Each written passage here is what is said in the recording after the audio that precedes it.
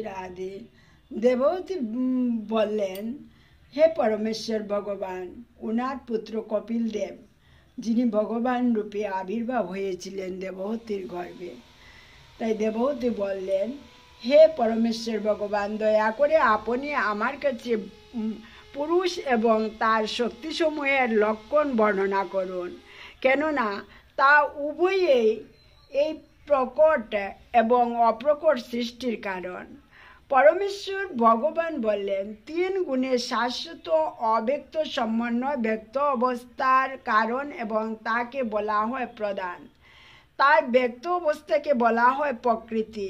5টি স্থূল তত্ত্ব, 5টি সূক্ষ্ম তত্ত্ব, 4টি অন্তরেন্দ্রিয়, 5টি জ্ঞানেন্দ্রিয় এবং 5টি কর্মেন্দ্রিয়ের সমষ্টিকে বলা হয় প্রধান।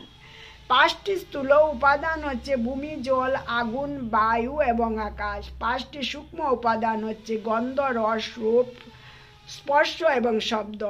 জ্ঞানেন্দ্রিয় এবং কর্মেন্দ্রিয় সংখ্যা 10, যথা শ্রবণেন্দ্রিয়, স্বাদেন্দ্রিয়, স্পর্শেন্দ্রিয়, দর্শনেন্দ্রিয়, ঘ্রাণেন্দ্রিয়, বাঘেন্দ্রিয়, হস্তদ্বয়, পদদ্বয়, জননেন্দ্রিয় এবং পায়ু।